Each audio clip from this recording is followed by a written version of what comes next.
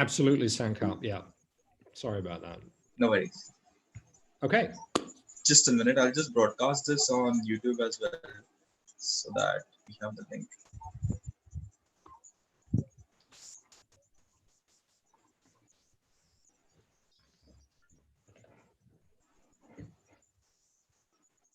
Cool. So, hey guys, good afternoon, and a warm welcome.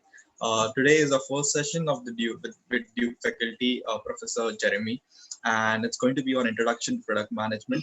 With that, you've already attended one session on Zoom before, and you know how do you actually, where do you need to put up the questions, which is going to be the Q&A section. And Professor Jeremy will stop at certain intervals and take up those questions and resolve your query. With the interest of time, guys, if you are not able to cover all the questions, I would request you to please post them in the discussion forum. Knowing the batch size, there will be a lot of questions, and knowing the number of people that we have here. So if you need any clarity, please ensure that you reach out to me or you put it on the discussion forum and get it resolved. Yeah. With that, I hope you have a great, you have an interesting and an insightful session out here. And with that, over to you, Jeremy. Thank you. Sankalp, thank you very, very much. Good to be speaking with you again today. Thanks for your support, and welcome to everybody who's joined us today. Thank you for joining. My name, as Sankalp mentioned, is Jeremy Kurdi.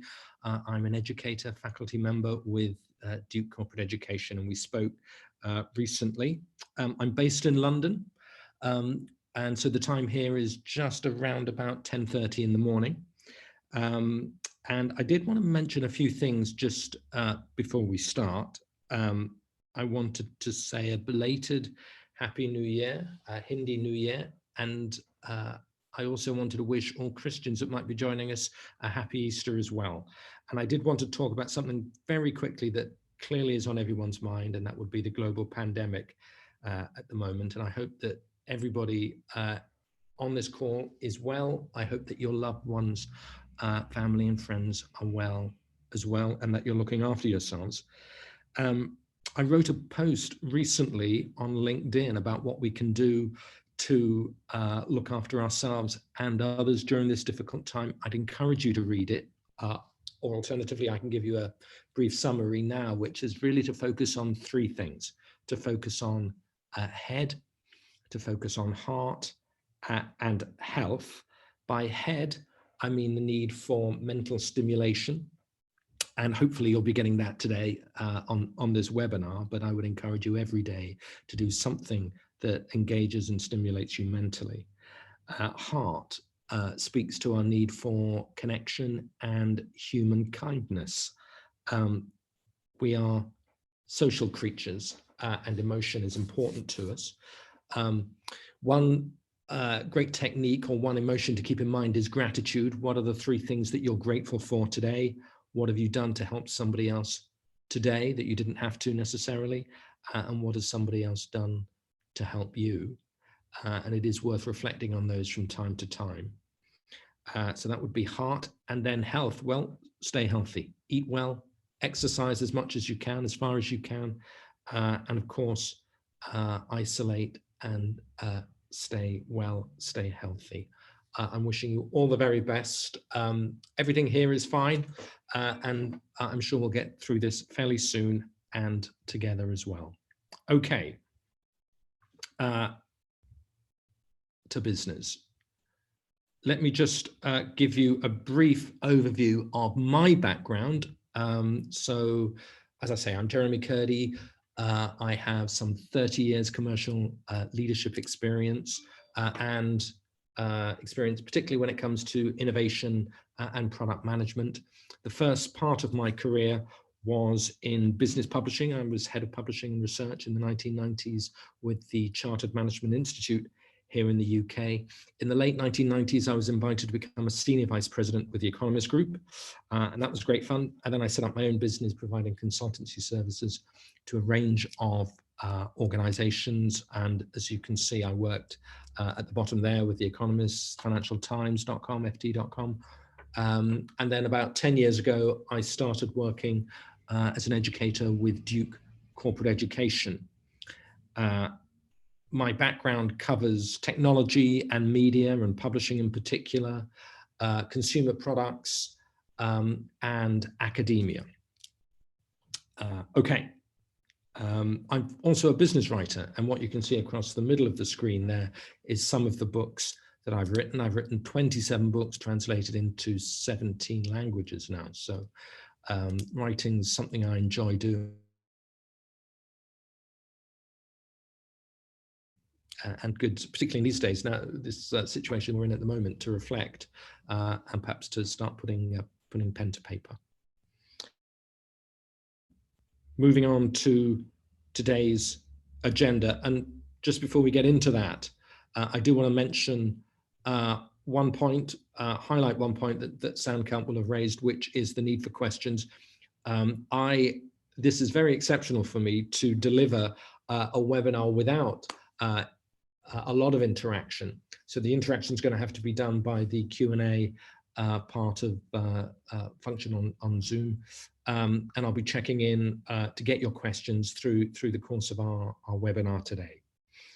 Okay, so we're going to look at product management, what it means, why it matters, how to make it succeed for you. We're really going to set the agenda for the program today, and that's an introduction that'll last around 5 minutes, followed by a longer look at product management and value creation.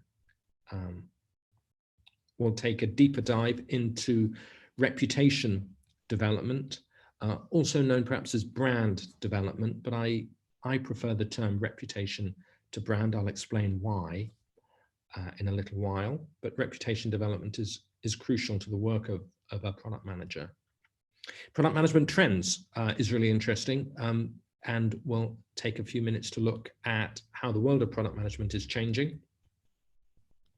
And then a little bit of a deeper dive, then bringing that together into, so what does this mean for my team, for the team I lead or the team I'm a member of. One really important point to mention about product management, and you'll hear this not just through today's lecture, but actually through the series, is the need to keep essentially two things in focus. Obviously the customer and the market and external issues, and what I would call leadership and organizational issues, so perhaps more internal issues, and to keep those in balance. And that's reflected when we talk about team needs. And then the principles, the 7 principles of product management is something we'll take a dive into before looking at 6 typical roles of product managers. Hopefully we'll have time for that at the end, followed by Q&A. Let me just hold that there for a moment. Okay, I hope that sounds good. Let's begin. So, product management questions that we will answer today. There are 10 of them, and I'm going to ask you to read these 10 questions and think about your answers, and we'll come back to them through the course of today and through the course of future lectures as well. But let's take them just briefly now by way of introduction to product management, one at a time. Which sectors have product management? I don't know what your response would be to that. My answer is actually all of them. Products, services, I would argue that even commodities have an important element of product management to them. It really is an indispensable part of business today. And if you're, and clearly you are, developing your product management skills, these are skills that will serve you throughout your career. And this is a bit of a bold statement to make as well, when the world is literally changing so significantly in front of our eyes. But I would argue that issues of leadership and issues of customer focus, two of those pillars of product management, I would argue are eternal issues.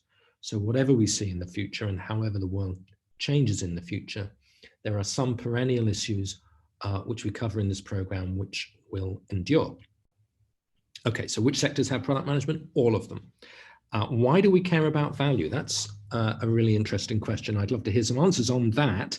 Let me give you my take though, there are several reasons we care about value. Firstly, the process of creating value means we are meeting customer needs and serving customers, crucially. And in a free market economy, that is a win-win for the business and, of course, the customer as well.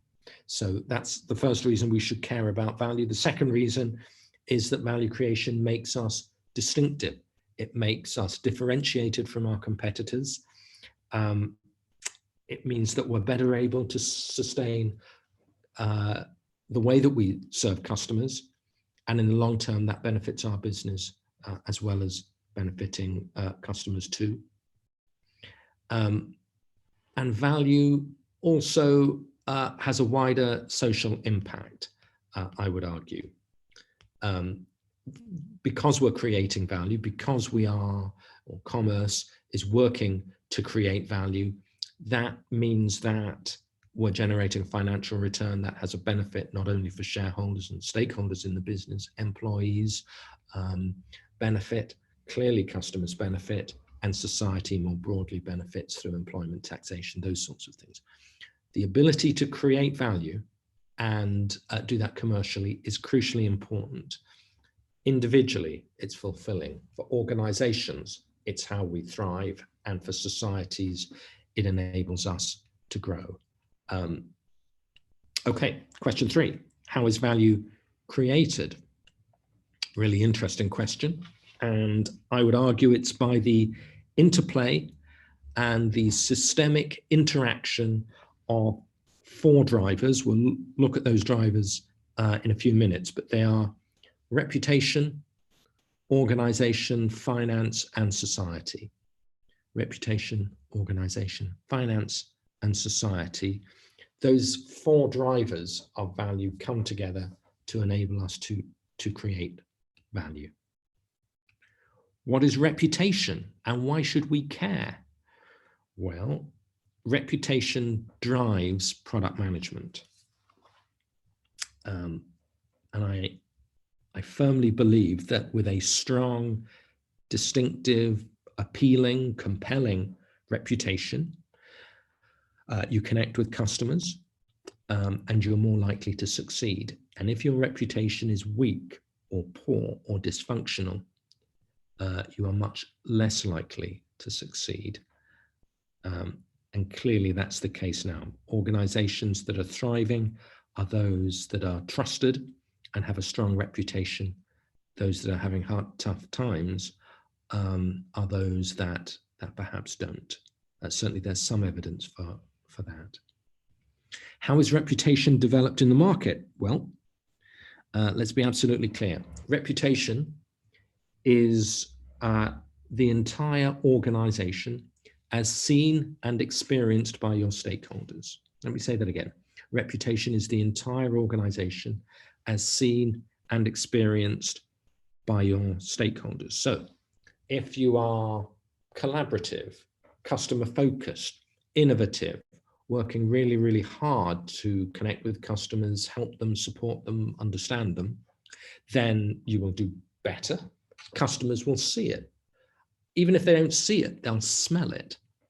Conversely, if you work in a dysfunctional organization, if people have no care or respect for each other, and they don't listen to each other, and they're not putting customers first, then customers will smell that too. And reputation or brand is much, much more than a paint job on the outside of the company. It is everything you do in the organization as seen and experienced by the customer. So the way to develop reputation in the market is to start with the kind of organization you are and what your vision is, how you want to serve those customers, and then focus on that. How is reputation developed inside the company? Let me just perhaps minimize that. How is reputation developed inside the company? Well, again, 2 ways. By developing and by displaying that leadership and teamwork that I mentioned, remembering that people matter. Surely we don't need reminding of that. And secondly, by focusing on customers. They are the essential rallying point for everything that happens in the business. So it comes back to this internal and external focus. Question 7, what are the key product management trends today? We'll take a deeper dive into this later, but I'd like to highlight 3. Number 1, experimentation. That requires a boldness and an openness and ability to take risks. No blame is an important part of experimentation. Reducing bureaucracy and red tape. Customers need support quickly. They need flexibility. They value it. They often take it for granted. So excessive bureaucracy and red tape really has to be reduced. And the third trend is really the need or the focus on strategy. What are we trying to achieve? What are our goals? So 3 product management trends today: a focus on experimentation, reducing bureaucracy and red tape, strategy. What are critical team needs in product management? Well, there are 7 of those, and I'm going to go into those later. They include things like strategic insight, brand ownership, closeness to the customer. And we'll look at those critical team needs in a little while, and we'll also examine the principles that guide the most successful teams. That's about strong values which guide behavior and actions. It's about a brutal honesty and an openness among team members, and the ability to give each other feedback about things that we need to do better, areas we could improve. So there are several important principles that guide the most successful teams. We'll have a deeper dive into that. And typical product management roles, of course, we can explore at the end of this morning, end of today, I should say, as well. Okay. Let me move on. Product management is absolutely everywhere, as we say in this slide. And I developed this slide actually a few weeks ago. And of course, things have changed pretty hugely in the last few weeks. But it seems to me that product management remains absolutely everywhere. I would add to this, by the way, public sector and even civil society, where a need for innovation, a need for creative thinking, a need for all the attributes of product management are coming to the fore. That isn't on this slide, civil society and public sector, but I think product management features there as well. It certainly features in software and apps. Let me share some data with you. This is, I think, a huge growth area. I think it's particularly a growth area for the Indian economy. Software contributed 8% of India's GDP, national wealth, added over 1 million jobs in the year 2018, created over 100,000 jobs in 2019. And it's also has been historically fueling the growth of startups in India. Tech is also a vital enabler of business. And the current pandemic is one that I think will just see a renewed acceleration in product management in software and apps. The aircraft business, well, if you consider the challenges faced by Boeing after the tragic consequences of the deployment of their 737 MAX aircraft and the product's problems following those 2 tragic air disasters that occurred, that highlights the significance of product management in the aircraft industry. More positively, there are interesting developments when it comes to more fuel efficient aircraft, planes that can travel further and faster and in a way that is more fuel efficient. That is all down to key elements of product management. High-tech manufacturing, again, this is something that I believe is a huge growth area for the, huge growth area generally, particularly for the Indian economy.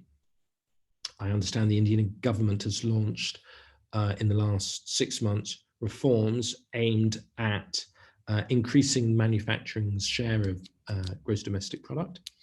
And I believe the target is from 16% of GDP to 25% by 2025.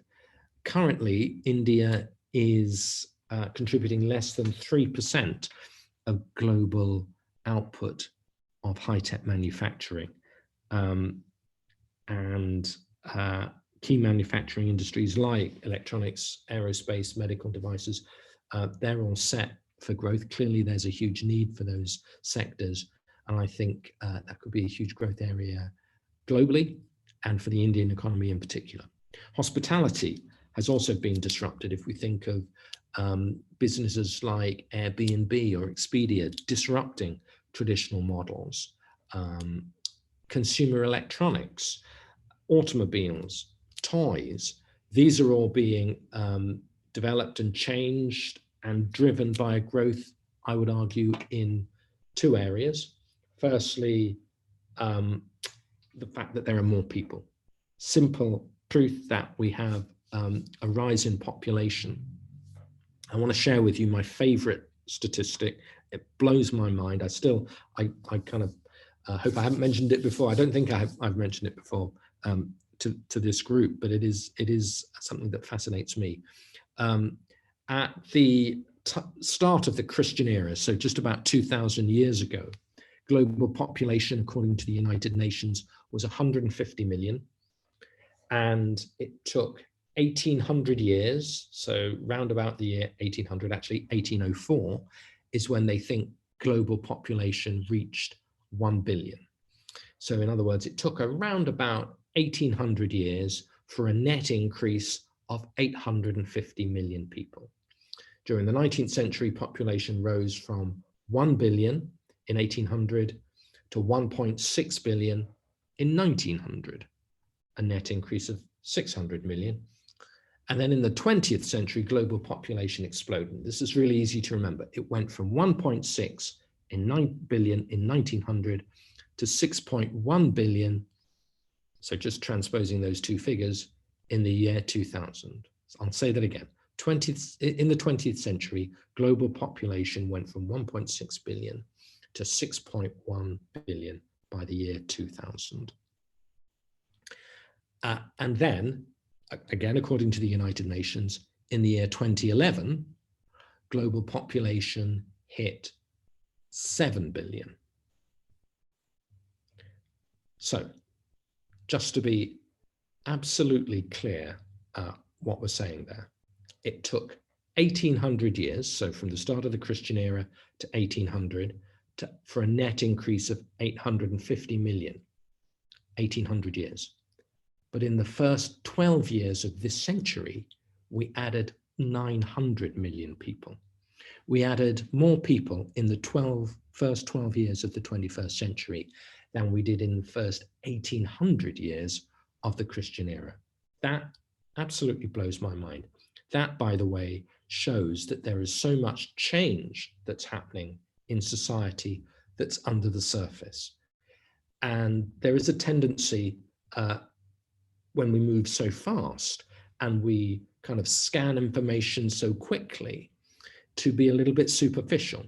But what we need to do is look for those deep structural changes, and demography is clearly one of them, and think about the implications of those changes for our business. And if your business is in consumer electronics, automobiles, toys, actually any of the industries on that screen, I would argue that more people drives growth, and within that, a growing middle class, more disposable income, and actually more sophisticated demands. So there are some changes within that.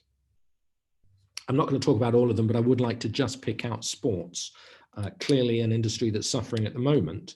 But even in businesses like something like the Indian Premier League, that too is about product management. That too is about serving customers, giving them the product that they need, understanding what they need and delivering it, and innovating constantly.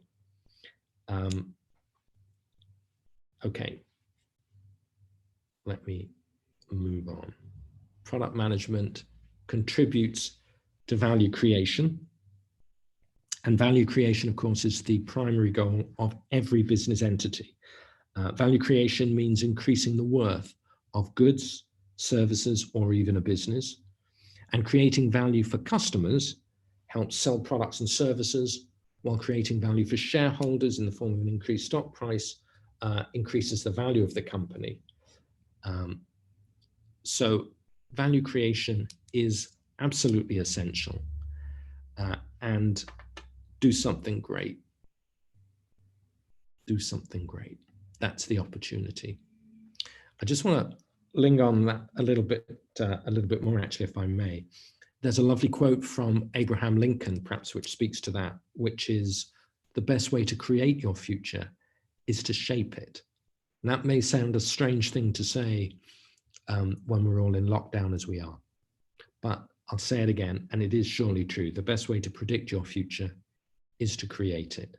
So sometimes we're at the mercy of nature, but most of the time our future is in our hands. And I think it's worth remembering that.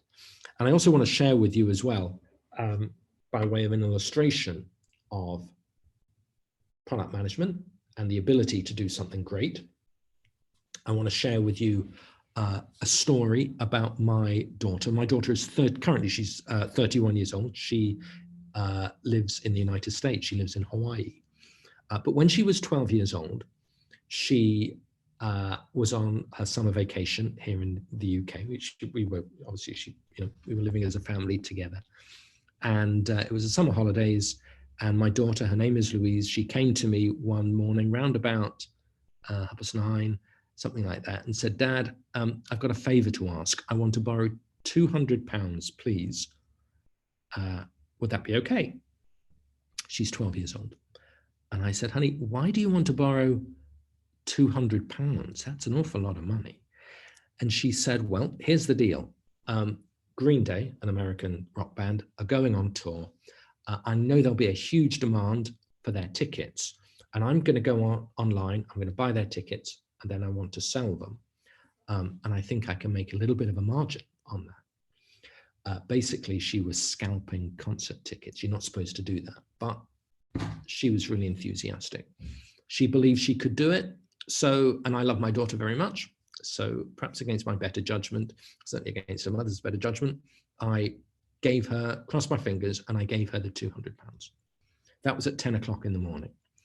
At lunchtime, she comes and grabs me from the living room and says, "Dad, come upstairs, have a look at this." I go into her room, and on her laptop, she's created a website, and it's up and running, and it's selling these concert tickets. And I'm just hugely impressed. In about two and a half hours, she's built a website, and it's live. And then I was just blown away. I was really, really impressed. But then at 4 o'clock, she grabs me again, brings me into the living room and says, "Dad, look at this." And the television's on, and MTV is playing. And on the bottom of the screen on MTV, her URL, she's phoned it in, and her URL is scrolling across the bottom of the screen. And at 6 o'clock that evening, she says, "Dad, good news. I can repay you 200 quid, and I've just made 450. So that initial investment of 200 had brought a return of 650 in about, I want to say, about 8 hours. And so in 8 hours, she'd had an idea for a business. She'd set up a website. She'd advertised it on the television. She'd repaid her investors, and now we're sitting down to dinner. And I was completely blown away. She's 12 years old, completely blown away. And so I'm thinking about the business model. I thought, what can we do next? Where can we go with this incredible achievement? What are you going to do tomorrow? I'm thinking about product enhancements, customer surveys, all the things that perhaps a good product manager should be thinking of. And she says, "No, that was just for today. That was just a little bit of fun. I don't want to do it tomorrow. I've had my fun. I've made a bit of money. I'm going to see my friends tomorrow." She wasn't interested in keeping up the business. So why am I sharing this story of domestic bliss in the Kurdi household with you? Well, I guess because it illustrates 3 points about product management that I want to leave with you. Number one, experiment. Be prepared to take a risk. What's the worst that can happen? So do experiment, number one. Number two, it's called product management. We talk a lot about products, but actually it applies equally to service. And the principles we're going to discuss are as valid for services as they are for tangible products. And the third point is remember the young. Remember the young, that curiosity, that boldness, that flexibility, that dynamism. That's an important part of the essence of being a product manager. There are things like experience, expertise, capability, credibility, rigor. They matter as well. But honestly, so too does that dynamism, energy, the kind of commitment that'll help you take risks and, as we say on the screen, do something great. Okay, moving on to the next slide. More than half, in one survey, more than half of the enterprise value, half of the, let me get this right. It was actually a Brown Finance survey, and more than half of the value of enterprise assets worldwide, so that's $70 trillion, were intangible assets. So this really speaks to a number of things: the importance of service, the importance of intangibles like service, but also other things like brand reputation, intellectual property, data, customer connection. Half of the value of enterprise assets worldwide are intangibles. If there's one message perhaps that comes away from that, it is the importance of service, but also, and we'll look at it in more detail in a moment, the importance of reputation. Okay. After this slide, we're going to have a poll, a survey, and then I'm going to take questions for a few moments as well. But let's look first at how we create value then in product management. And as I said earlier, it really happens in 4 domains. They're the domains that we show on the screen there. Crucially, they connect though, and they overlap. So I'm going to describe what may sound like 4 different domains, but actually they bleed into each other. The first of those is reputation. Reputation, as we've said before, is the entire organization as seen and experienced by stakeholders. Reputation is the entire organization, this point about everything that happens in your business. That is what reputation is. One of the key drivers of reputation, of course, is trust. Are you trusted? Are you well regarded by the market? So reputation is a key driver of value. The organization, similarly, that point about people feeling connected to a larger cause. Work really needs to have meaning increasingly. And this is a shift I've seen during my career, particularly during the 21st century. People entering the workforce now really need work to have meaning. By the way, I think that might be an implication of the current situation we're in. People want their work to have a value beyond simply making things. And so it's a task of a leader, and a product manager is a leader, to make that happen for the people that are in their team and in their organization. So what is our business about? What are we doing? And what is the value of what we're doing? The financial health of the business drives value creation. Cash is absolutely essential, absolutely essential. It's the lifeblood of the business. It's not something we focus on too much in this program, not because it isn't important, because it absolutely is one of the 4 critical drivers of value creation, but because there isn't too much to say about it. Because aside from carefully managing cash, understanding the importance of finance and the importance of that commercial return particularly, there are a few absolutely critical elements relating to finance, which we do touch on through the program.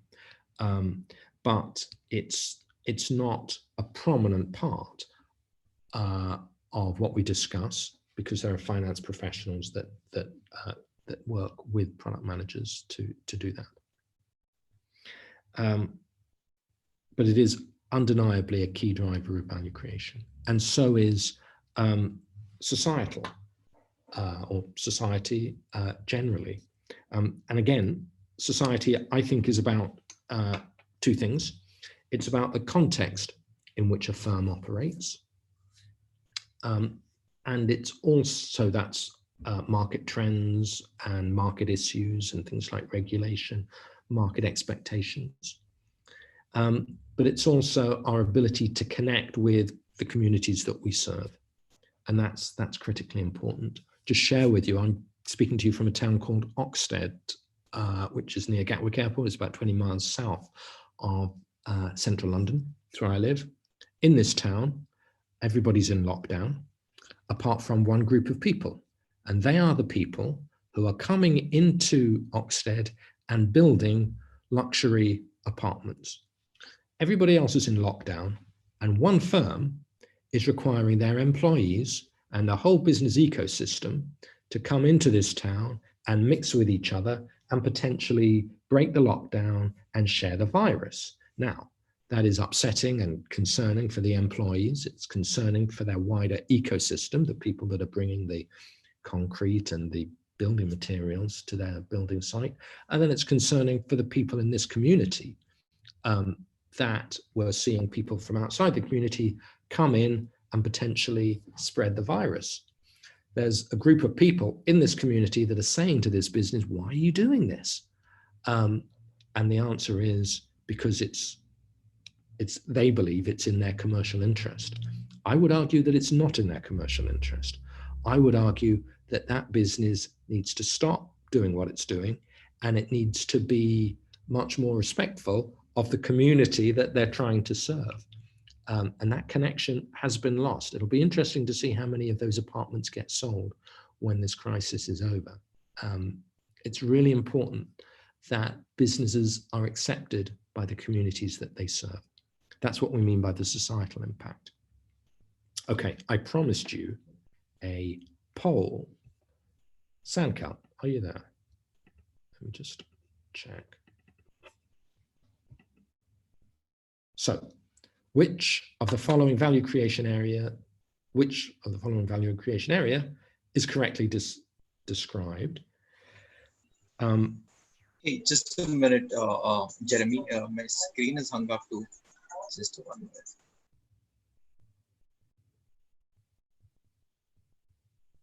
Okay. Here we Okay, go. you able to see this poll? Looks good. Yeah. So I'm going to read it out. Which of the following value creation area is correctly defined? Organizational. This is about people internally feeling deeply connected to a cause beyond making things. Societal arises from how individuals and organizations deliver on the promises they make.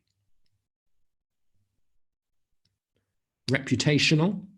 This is reflected by how the organization is engaged with the communities it serves. None of these.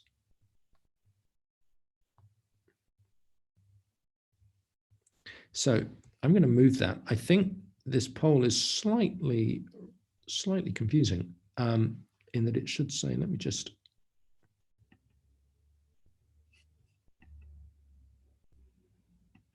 Okay. So you can vote in 4 ways. First is organizational. So the first button is this correctly defined? This is about people internally feeling deeply connected to a larger cause beyond making things. Societal. This arises from how individuals and organizations deliver on the promises they make. Reputational. This is how let me just move that over there. This is reflected by how the organization is engaged with the communities it serves. And the fourth button is for none of these. Which of the following value creation areas is correctly defined? Which one of those is correctly defined? It's closing the poll in next 20 seconds. Yeah.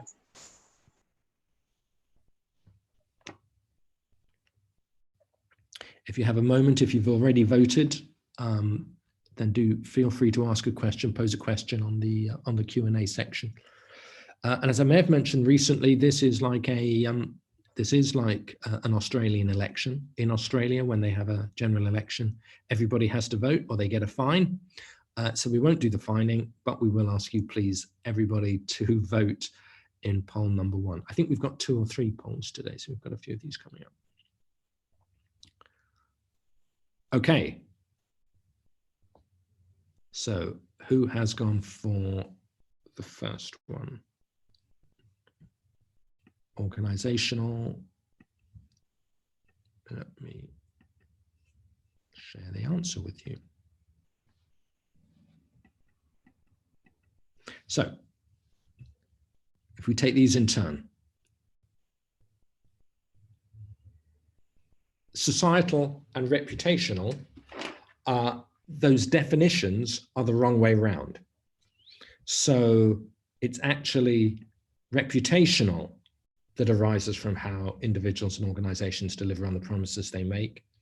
And societal is reflected in how the organization is engaged with the communities it serves. So both of those are important, but it's just the names of them have been transposed. Whereas the correct answer is highlighted by the 58%, 38 people that said it's about people internally feeling deeply connected to a larger cause beyond making things. And that was the point really about, that's part of the role of a leader, part of the role of a product manager is to give people that sense of purpose, really, that sense of meaning for what they do. Thank you for that. Now, what I'd like to do is just pause briefly for questions. Let's have a quick look. Ajay, thank you. Happy Easter. Can you please elaborate more on brand versus reputation with examples? Well, I guess I can. I mean, that's a really big question. I view brand as a subset of reputation. So these phrases are often interchangeable, but the reason reputation matters is it includes the kind of share of mind, really, that your business has in current and potential consumers, whereas a brand is much more about the attributes. So it's much more about the logo or the messaging or the product itself, whereas the reputation is that, but it's also all of those intangibles as well. There's an example I talk about a lot, which is Apple, but equally it could be Virgin, the Virgin Group, for example. These are businesses whose name and reputation goes beyond their products.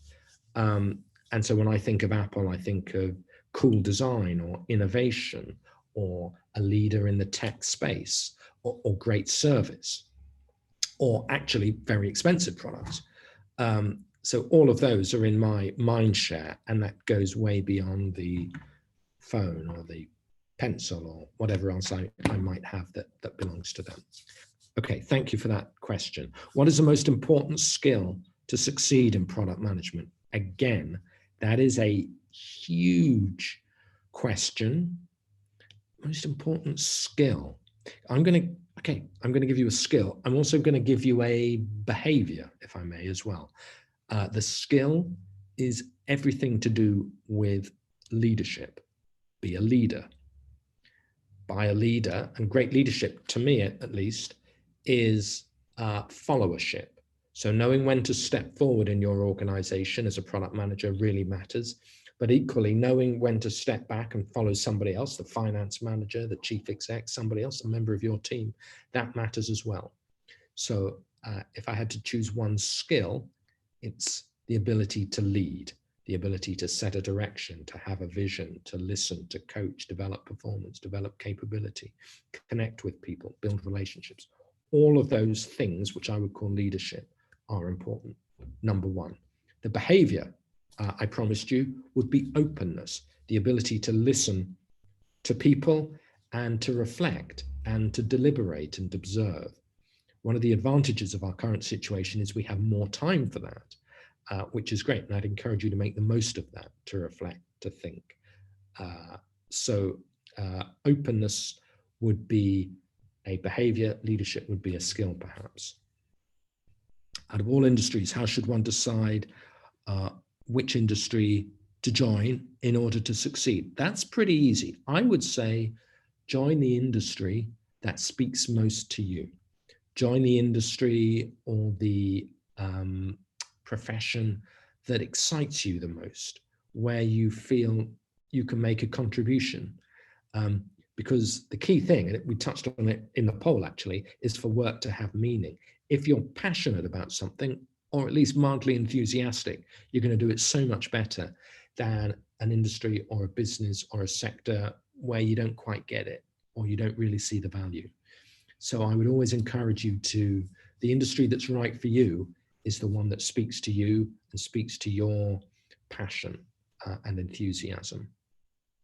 For startups, the funds are always a crunch. How to maintain the financial driver for value creation? Yeah, that is true. Well, it is true. I'm hoping, though, that the story of my daughter, Louise, age 12, shows that not every great startup, I mean, for sure, she did need an angel investor to get the thing rolling, but it doesn't need to be a lot of money, and you can build a service and a product.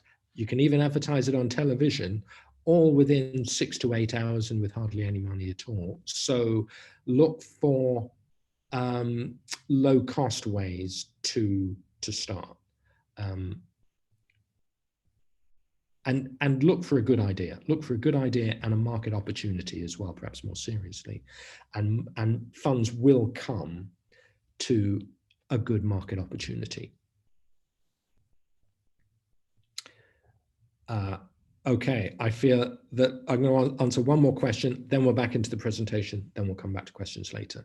So, Jeremy, can you please name a few causes that motivate on an organizational level? That's great, isn't it? That is great. I'm not certain that's quite what we mean by cause. The example that's often given is I think it was a US vice president, and I'm not certain which one it was. It may have been someone like Lyndon Johnson, when he was President Kennedy's vice president, before Kennedy was sadly assassinated. But Johnson was visiting the NASA headquarters where they were getting ready for the Apollo moon landings. And Johnson was introduced to somebody, and the person was the janitor. Now, NASA at that time was employing, I think, 400,000 people. And their goal, as set out by the US president, was to put a man on the moon by the end of the decade and bring him home again. And the vice president said to this janitor at NASA, "So what do you do?" And the janitor replied, "I'm helping to put a man on the moon." How fantastic is that? That 400,000 people in this organization were focused on that purpose, which they achieved.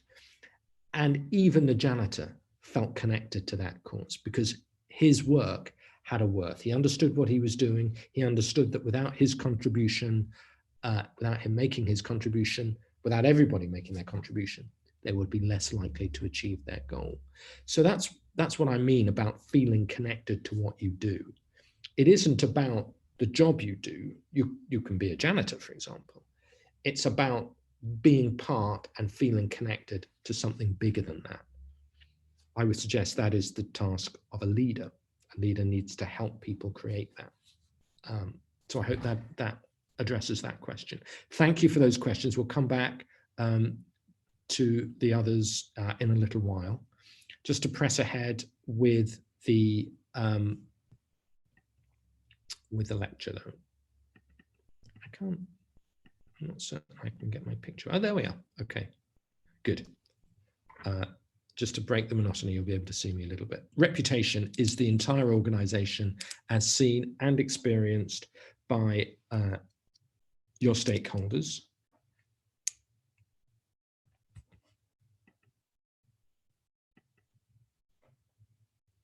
And let me just be clear about that. And what I want to do now then is show you the different ways that stakeholders see and experience your organization. If I move me down there, and I'm going to share with you what we call the, if I can get it up, here we are. Yeah. What we call the stakeholder journey map. So let me just share with you what's on the slide at the moment. Underpinning this, by the way, is this point about reputation. The entire organization is seen and experienced by the stakeholder. And here's a journey that a stakeholder or a customer will take.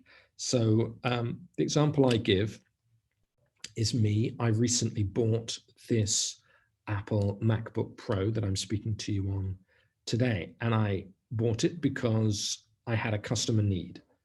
I was a potential Apple customer, and my need was for a new laptop with increased functionality. So I scanned around the market. I wanted to find out more about it. Apple's website provided me with the information. So there was my need for more information about what was available and specifications, pricing. And then there was the response from a number of customers, including Apple. Now, some people will have got that information and will have left because the spec wasn't right, or the offer, so the spec plus price, wasn't right. I persisted with it, and that whole period of investigation, thinking, reflection, deciding what spec I want, was it this model or that model, that was all pre-use, pre-purchase. I then made the decision to buy and went through a process of customization. So did I want my disk drive to be like this or that? Did I want my camera to be this or that? So I could essentially select the model, the color, the kind of different attributes that I wanted. And I could start using the product. It was delivered, I bought it, and I could use it. They even offered to help set it up. So if I had a problem using it, they were there and they were supportive and they were checking in. And then after I bought it, there was follow-up. So Jeremy, do you need support? Would you like this business cover that you can also have for your laptop if you're using it for business as well as personal? Do you have any questions? And then is there any more that we can do? They were upselling. You know, would you like things like an Apple Pencil or other Apple products? As you can tell, I'm a huge fan of their business. One thing I didn't like was their price. I think the products are great, but I think they know their products are great and they charge a lot of money for them. And I think the amount of money they charge is just at the raggedy end of what's acceptable. So they are expensive, but clearly their pricing is just about right. They're not leaving any money on the table. If they were a few dollars or rupees or pounds more expensive, I wouldn't buy, but I can just about afford it. I'm just about happy to pay, so I pay. So when they ask for my feedback, I tell them they're expensive, but otherwise I like them. And I guess if you're Apple, that's probably a good place to be, isn't it? They're not leaving any money on the table, but equally they're still winning the business. So that was the feedback I gave, the follow-up. And hopefully they're going to feed that back, measure, evaluate, adjust. Perhaps they're going to look at how many people cite price as a reason for not buying, and maybe they'll do something about their price. So it'd be interesting to see. So that is the stakeholder journey map, from pre-use to usage to follow-up. And constantly they're focused on the customer, they're listening to the customer, they're taking on board what the customer says. They're looking for opportunities to sell, but they're also looking for opportunities to support me, to connect with me, to help me, to convince me, and they do convince me, that they have my interests at heart, that they're actually they have information about me and they use it intelligently, and I'm okay with that. So that is a crucial element to keep in mind. We come back to it in subsequent lectures, but the stakeholder journey map is absolutely crucial, absolutely crucial. And that we now have the midway poll. Thank you for that, Sankar. And please, if you can vote. How's the session going so far? I will press on while you're voting, and I want to look now at the, if I can just move that out of the way, the 7 internal areas of product management. So as this chart shows us, there are stakeholder facing areas on the outside, which is what we mean by reputation. And then there are the functions of the business, of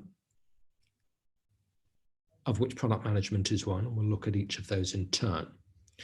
Crucial point here is that product management, as we say at the bottom, product management collaborates within and across the organization to understand market needs and translate those into solutions, products that the market wants. So that's what product management does. It collaborates within and across the organization to understand market needs and translate those into solutions and products that the market wants. So I can just move the midway poll over there. So the area of business or brand strategy, and you may recall strategy is one of the trends, a focus on strategy is one of the key trends in product management at the moment. All of these internal activities happen within the domain of reputation. And remember, reputation is everything that happens inside the organization. And there are actually key questions that I'd like to ask you to reflect on for each of these areas. So when it comes to business and brand strategy, the question there in my mind is your business plan up to date? Is your plan smart? By which I mean, is it specific, measurable, achievable, relevant, and time constrained? So business planning and a strategy. Strategy, by the way, is simply a plan for getting from where we are now to where we need to be. So does the business have that? Does the product have that? And the function of business brand strategy is setting the strategic direction and leading the planning effort for the brand or business unit, including authoring the business or brand plan. Category management.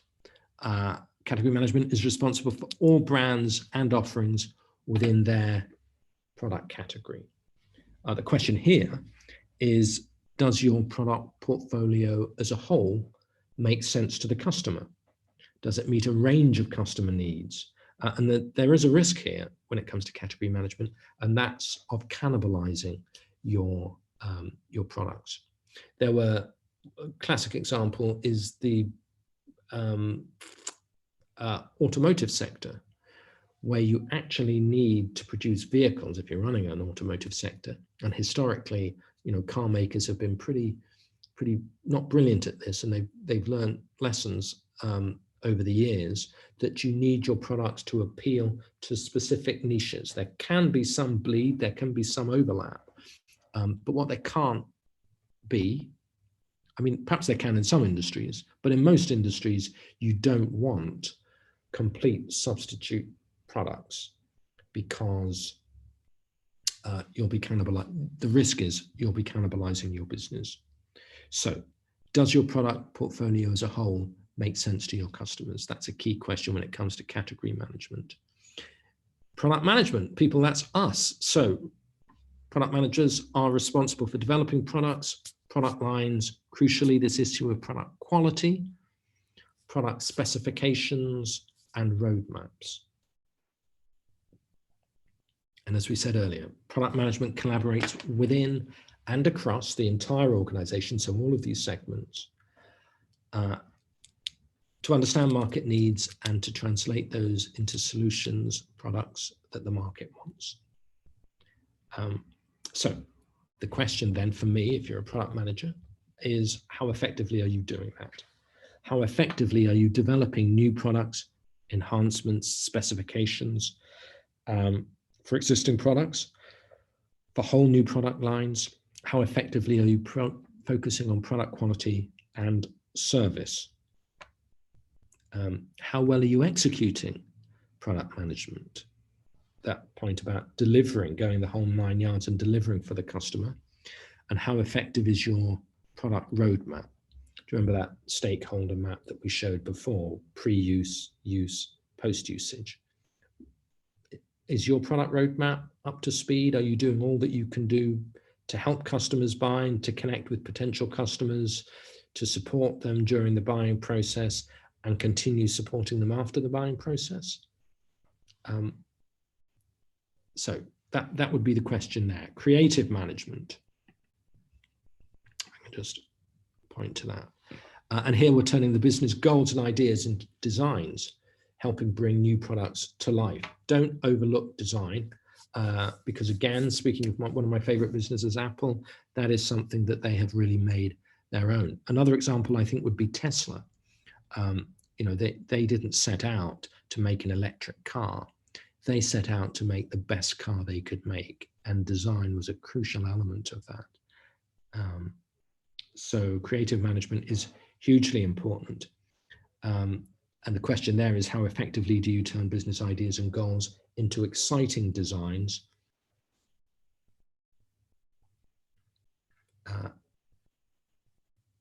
exciting designs that bring the product to life. And yeah, Apple is a great example of that. Tesla is a great example, and perhaps firms like Ferrari are great. But there's one key element here which is not often spoken about, but it's the fact that people do buy prestige. People buy on intangibles. A purchase may be an emotional decision. So that's why creative management can be so critical. Marketing communications responsible for connecting with and communicating strategy and execution, both internally, crucially internally, so that everybody's on the same page, but also externally as well. So how effectively are you conveying your key messages about your business generally, your product in particular, and the win themes, the things that make you stand out and that will help you win the business? How effectively are you communicating those messages?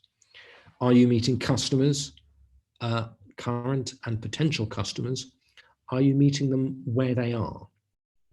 So in other words, if your customers are teenagers using apps, are you connecting with them on that forum? Or if they're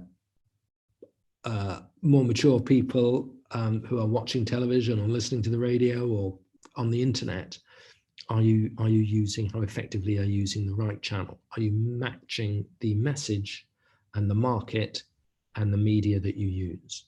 That's critically important. And then market research. Market researchers responsible for understanding customer markets, both existing and emerging markets. And this is done by conducting research and partnering with third-party market research firms. So are you staying close to your customers? Are you engaging with them at every opportunity without stalking them or giving them the need to take out a restraining order? So what's really important is that you do stay connected with customers. You do follow them. You do have data on them, and you tell them that, and you share the data that you have with them. So you're open and transparent about that. But you use it sensibly and wisely and in the service of helping the customer. And that is critically important. And then business development, responsible for strategic partnerships, negotiating with value chain suppliers, and also responsible for delivering mergers and acquisitions. The question that comes to mind there is, are you looking for strategic partnerships and ways to leverage your product, sales of your product in the longer term. So it isn't just about short-term relationships or immediate customers. It's also about thinking about slightly longer term. How are we going to grow? How are we going to enter that market? What are we going to do when we reach this level? Do we have the partnerships in place? Maybe they're the wholesalers, or maybe they are the suppliers, value chain suppliers, or maybe there are other organizations in the industry that you can partner with who can help you go to the next level. That isn't always important, but what is important is not to neglect that. And when business development, when that aspect of strategic partnerships arises, I mean, it's always there and it's always significant. And sometimes it can be hugely significant. Okay, I think we have another poll coming up. Yes, poll number 2. Sanka, help me here. Yeah, perfect. Product management collaborates within and across the organization to understand market needs and translate those into solutions or products that the market wants. Is that statement true or is it false? And remember, we're in an Australian election here. True or false?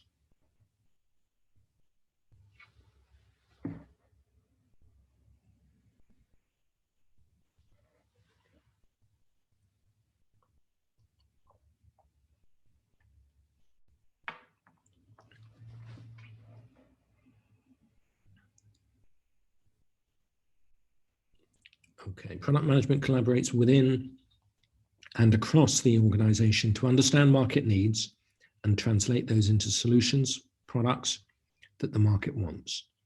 Is that statement true or false? Okay, what's the answer? Sankar. Hey, we are good. I'll just end the poll in next 10 seconds. Yeah. Perfect. Hello? Just about time to pose a question if you haven't done that already. Okay, sorry. Sarita, are you logging in from the browser? Because if you were doing it from the Zoom desktop app, you should not be facing a problem here. Okay, Sankar.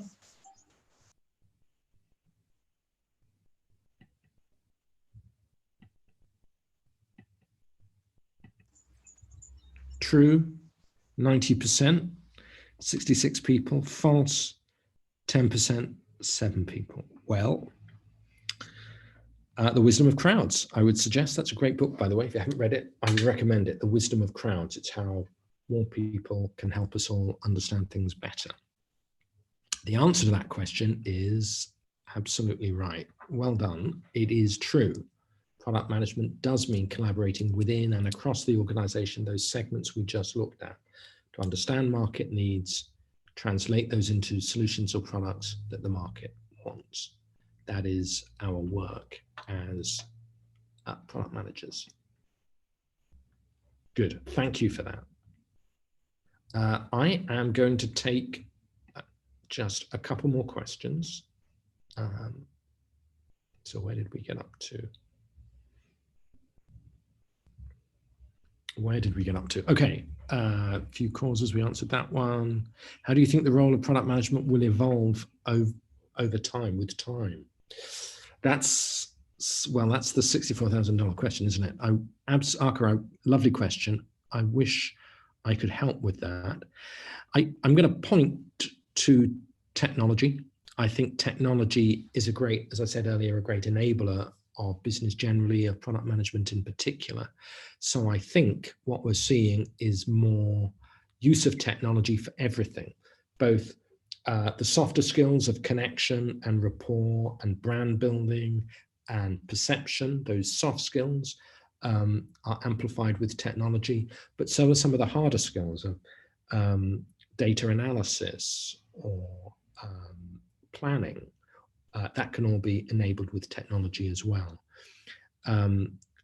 So I think the role of product manager will need to not be a technologist, but to have an affinity with technology. And I think we see that in young people today increasingly have that understanding of technology.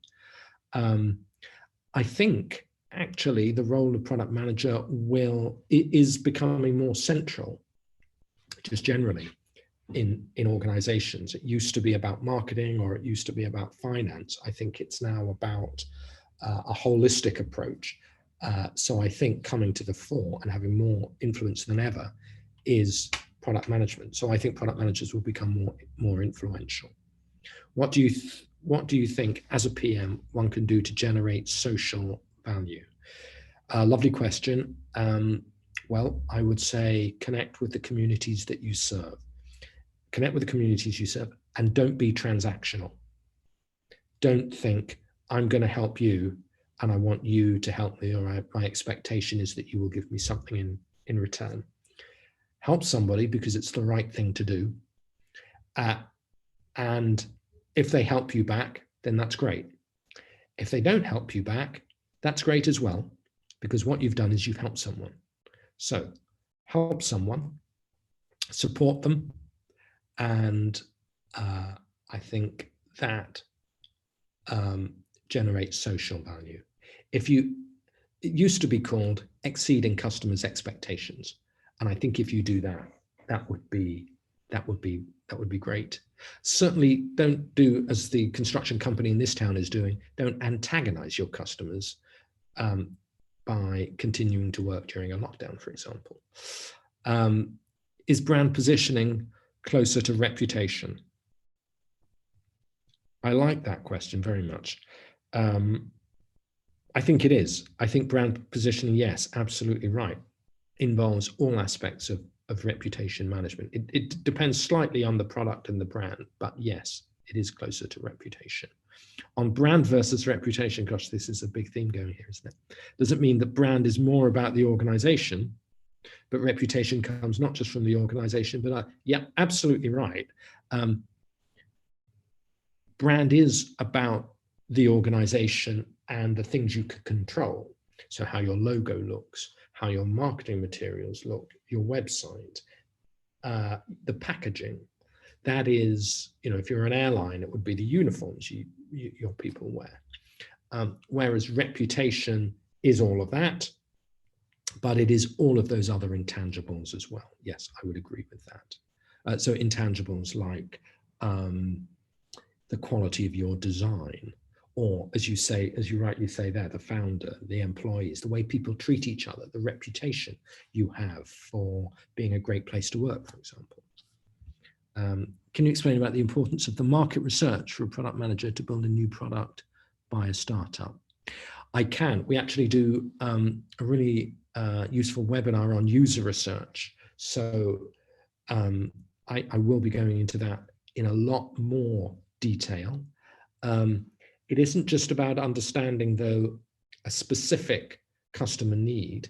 We focus on ethnographic research and psychographic research. So the more you can build a picture of who your customer is, the more valuable it is. The example I mentioned earlier, I've written a number of business books. Every time I write a book, I think of 2 or 3 people I know who are the target market for this book. And I write it for those 2 or 3 people. Every sentence, every chapter, I'm thinking, will Jan like this? Will Michael like that? How is this going to work? And I'm thinking of a couple of people I know that this book is written for. And I think that's really important when it comes to this point about market research. Okay, I'm going to leave it there. Nishant, I'll hopefully come back to yours in a little while. Thank you for those questions. Let me just get rid of that and to move ahead. So what are the trends in product management? There's 3 of them. Touched on them already. Experimentation. So reducing bureaucracy and red tape, strategic role. This is how product management is changing, underlying all of this, enabling all of this, as I mentioned before, enabling experimentation, enabling us to reduce bureaucracy and red tape, enabling us to bring people together in that strategic role is technology. So that goes through all of these. But they are the three trends in particular that we're seeing. And experimentation, as we say here, is increasingly vital to product management success. The responsibilities that come with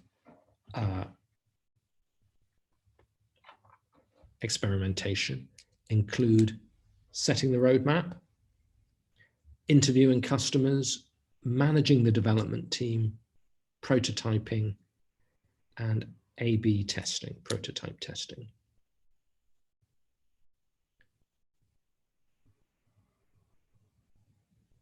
So when it comes to experimentation, I want to make a couple of really important points. And so just to be clear, these figures here, 89% of product managers set the roadmap, 69% focus on customer interviews, 42% are about managing the development team or prototyping, 39% A/B testing is 36%. But experimentation is increasingly vital to product management success. And two things about experimentation. Well, actually three things. Firstly, remember that resilience matters. So when you experiment, you are by nature going to fail. That is part of how you learn. That's fine. Experimentation brings with it an innate element of failure and setbacks. And it's important to accept that now and move on. It's not a reason not to experiment. It's a reason you need to experiment, because better to fail in an experiment than in a live launch that isn't an experiment, that is the real deal, and then you fail. So failure is okay as long as we learn from it, and as long, and I say this because we're all people and humans and individuals, you need a resilience.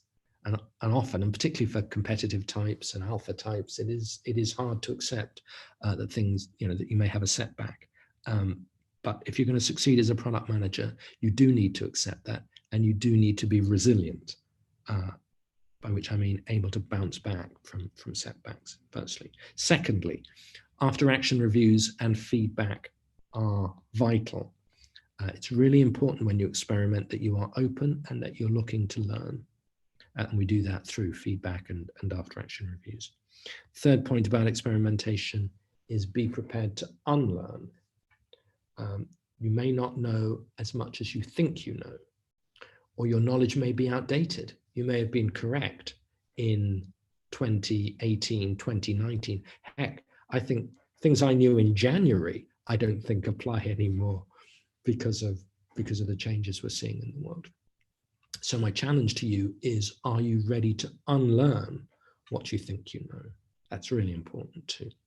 Never been more important than on the 11th of April, 2020, surely.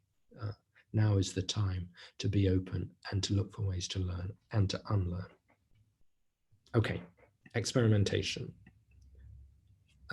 Is that trend? The next one is reducing bureaucracy and red tape. These have become, as we say here, critical components of product management roles. Time spent on experimentation. Now this is fascinating to me. 2% believe they spend too much time on experimentation. And if we add no time, 13%, and not enough time, 67%, we get 80% of people not spending enough time on experimentation. Only 18% are happy with the amount of time they spend on experimentation. That, if I may say, suggests a commercial opportunity.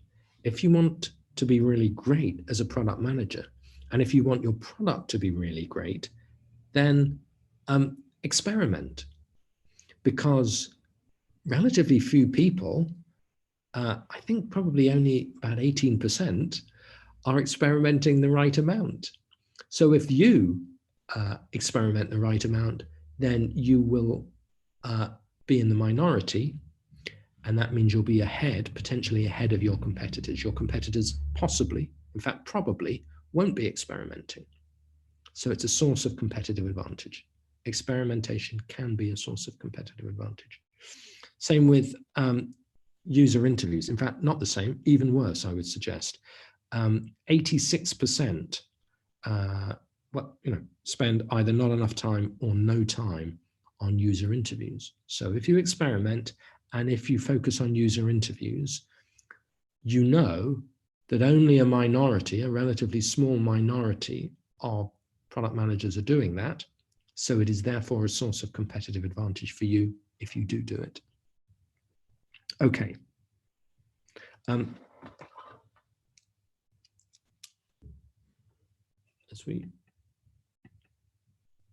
move on, daily activities. So there's still focusing a little on bureaucracy and red tape. 95% of people spend time in team and stakeholder meetings. 80% of people are focused on strategy. 58% are focused on analytics every day, and only 34% on user research. And let's be clear, as I say, we will look at user research later, but 34%, only a third, because the world is changing. Your customer's mindset is changing. Goodness knows how much it's changing in the last few days and weeks. So don't believe that you've done your user research once and it's good. I would suggest that even if you did it in March, it's quite possibly out of date come April. Do you have the channels and the openness and the mindset that says, what do people think? What do people want? What more can we do? How can we help? Is that something that's going on constantly? Product management is strategic. And let me just go back to that point. Being strategic actually means a couple of things. It means balancing long-term thinking with short-term execution and action. So that's what we call ambidextrous leadership. On the one hand, I have to deliver results this week, this month, this quarter. But on the other hand, my role as a product manager is to sustain the business over the long term. Really important to be able to do that as well. We call that ambidextrous enterprise leadership, balancing short-term needs with long-term needs. And a good product manager needs to be able to do both of those, firstly. Secondly, when we say product management is strategic, we mean it's about measuring and improving constantly. So that's that point about user research needs to be a higher number.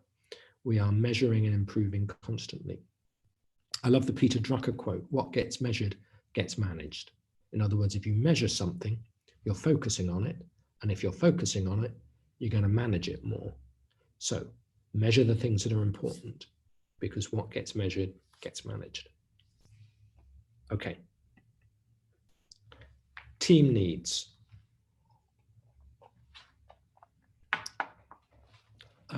So what we're going to do now is look at how all of these issues, strategic insight, brand ownership, customer proximity, all these different elements come together, fit together in practice, and what you as a product manager need to know and do to ensure the success of your business. So firstly, strategic insight. And as we say here, teams must understand the role of the product in the brand or the business plan. And that's a number of elements. That's about brand ownership, customer proximity, so that's closeness to customers, this ability to deliver for the customers, to deliver on that plan, that's tactical management and execution. It's the ability to connect with experts and specialists to ensure there's alignment and collaboration between everybody that's involved. And then this crucial point, I just mentioned the Drucker quote, what gets measured gets managed, so measuring, and then using the data you find to review and to adjust. So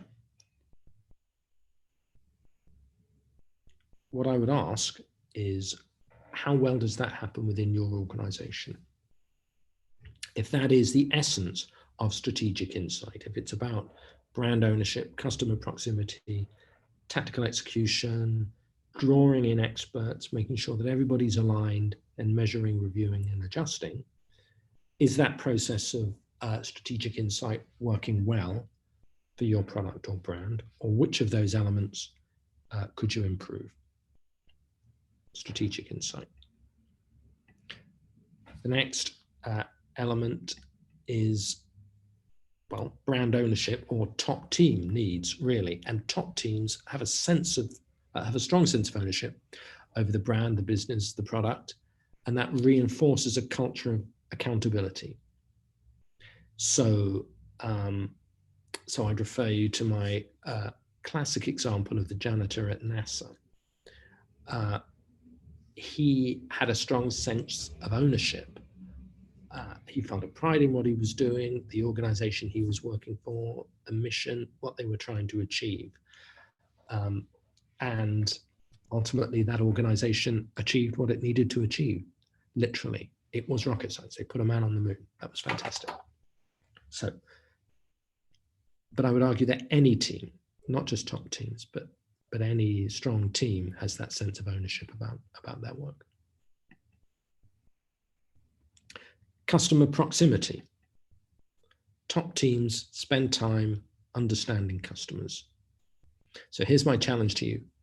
Do you have that strong sense of ownership and connection with the business and the product? Do you understand your customers? Not in a transactional way, not in a data way, you know, X number of people, aged, whatever, buy this product. Do you have a deeper understanding of who these people are, why they buy it? Is it about intangibles of prestige or culture, or what is driving their behavior? Who are they? How do they think? The closer we are to our customers, the deeper that understanding, the more likely we are to succeed. And then tactical management and execution. Teams regularly meet deadlines and expectations, because to not do so negatively impacts the reputation and is simply unacceptable. So do you do what you say you'll do when you say you'll do it? Do you deliver? So sense of ownership, closeness to and understanding of customers, and what we call a dependability. That last one, by the way, tactical management and execution, excuse me, is one of the 10 drivers of trust. Dependability drives trust. If you say what you're going to do, if you do what you say you're going to do, people will trust you more. Conversely, if you don't, they won't. When it comes to expertise and specialists, teams organized, the best teams, the most effective teams, are organized according to product needs, with talent selected to fill in gaps in expertise. So, and we see that in service industries like law firms. We see that in, I'm doing some work at the moment with an internet software company who rely very heavily on technical experts to fill in the gaps and to do the coding and to do the work that needs to be done. They need to be supported. They need to be integrated. They need to have, their work needs to have meaning. They need to understand what they're doing it for, who they're doing it for, need to measure their progress. And there needs to be that alignment, critically, alignment and collaboration. Team members serve as ambassadors to other parts of the company in support of their product efforts. And then this point about measurement, review, and adjusting. Performance management around individual and team accountability is essential. So if you're a product manager, are you giving feedback? Are you receiving feedback? By the way, there is only 2 acceptable responses to feedback. You may know this already. Good to ask for it. And sometimes you may get it and you may not ask for it. That's fine too. Feedback is a gift. It's like somebody giving you a present wrapped up. When they give you feedback, they're giving you a gift. So that's the first thing to remember. The second thing is those two acceptable responses, which are thank you. Thank you is one acceptable response. Somebody's just given you a gift. That is what we say when we receive a present. So thanks is one response. The only other acceptable response is, could you give me an example of that? So if you're unclear, perhaps ask for an example. Feedback, crucially, is somebody's reality, somebody else's reality. So it doesn't always mean that it's right, but crucially, they think it's right, which is why they're giving you the feedback. So if you feel it's not correct, then the question is, well, it's not correct, but this person thinks it is. So why do they think this feedback about me is correct? And that should become the issue. So not defensiveness. Responses are thank you, or could you give me an example? Okay. What are the principles of product management? And here's a question for you. How well are these principles performed in your organization? There are 7 of them. The first one is that traditions are honored and respected. So if you're fortunate to work for a market leading business, and I've been fortunate enough to work for a few, the traditions are really, really important. But crucially, when you have a strong tradition, you are held to a higher standard by the market. Customers expect more of you. So you need to keep that in mind if you're working for a strong brand or a market leading business. You need to, essentially, the way to describe it might be standing on the shoulders of giants. So when I worked for the Economist Group, which is a market leading business and a really strong brand, I was conscious of the 160 years worth of employees that had worked for that organization and had given it such a strong reputation and such a strong brand. And I knew it was my turn. I didn't want to be part of the generation that took that hard-won market position, built up over 160 years, and just let it fade away. I knew customers expected more from that market. I also knew that my colleagues were among the brightest and the best. And that's one of the privilege of working for a great brand, is it attracts talented people. So my colleagues there were hugely talented on the one hand, but on the other hand, they had to be, because the market was expecting more of us. And I didn't want to be part of the generation. Nobody worked there wanted to be part of the generation that let that position just fade away. So it was on us to take it forward. That's what it means by honoring and respecting traditions. But it can also equally mean external traditions, external ways of doing things. It's good to innovate. It's good to disrupt. It's good to break with what we have at the moment. But equally, it's important, I think, as well, to honor traditions and to respect them. Secondly, second principle of product management, strong values guide our behavior and actions. So important, I think, for you to be explicit about what your personal values are and what the values are of your business. So I'm an educator, I'm a coach, I'm a writer. And one of my values, actually, I was going to say professionally, but probably in life generally, is assume positive intent. Assume positive intent. It's one of the values of Duke Corporate Education, and it speaks really strongly to me, and it does guide my behavior and actions. So that can be really significant. So that's my challenge to you. Be clear about what values matter to you. Team members are brutally honest about their capabilities. Well, that brutal honesty starts with being honest to yourself. Be absolutely clear about what you do well and play to those strengths, make the most of those, but also understand what you need to do better. So be absolutely honest with yourself, and also be honest with each other. Be kind, but be honest. And help people if they need to develop their capabilities. At least tell them. Support them if you can. Tell them. If you're unable to actually give them that practical support, then at least encourage them or support them in some other way. But important to be honest about their capabilities. Part of the reason that's so important, of course, is because capabilities the capabilities that are needed are shifting and changing so often. Product managers focus on fulfilling needs distinctively as a way of creating strategic benefits. So this point about differentiation, distinctiveness. Don't run with the herd. Look for a way to be different. That comes with experimentation and user research, I'd suggest. Product management principles number 5. Product managers' plans encompass pre-sale, during, and post-sale activities. It's important to plan them. It's crucial as well to follow up.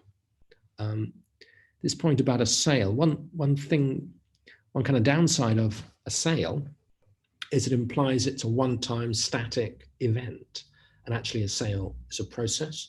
And I would argue, depending on your industry, that it can be almost a continuous process of customer connection and kind of building that intangible asset. A customer base, of course, is an intangible asset for a firm.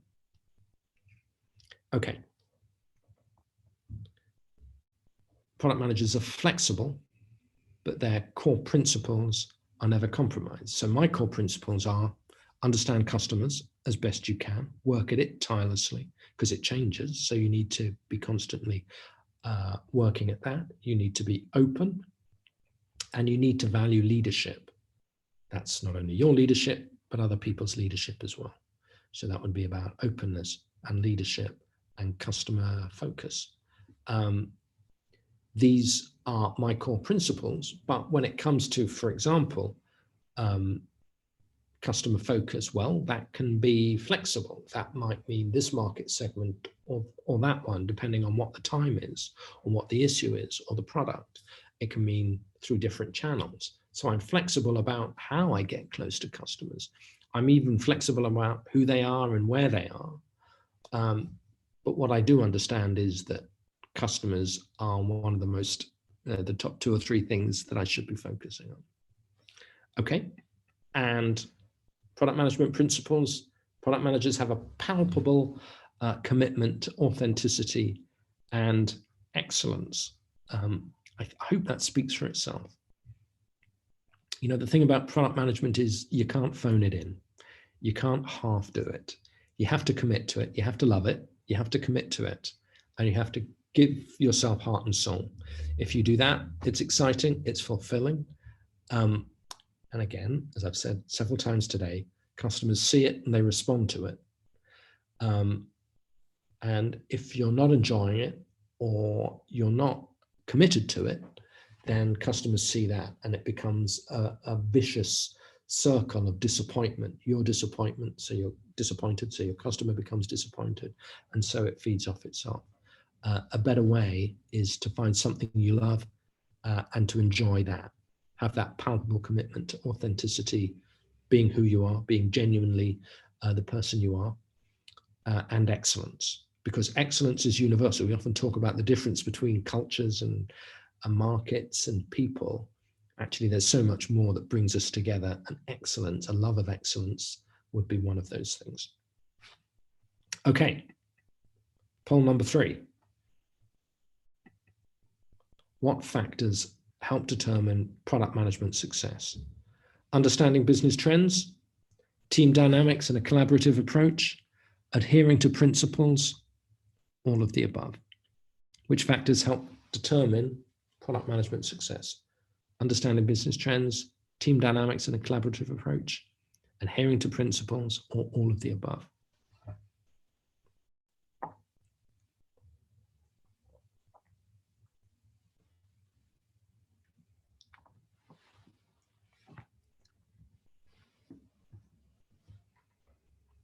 I'm going to, hopefully we can speed through this so that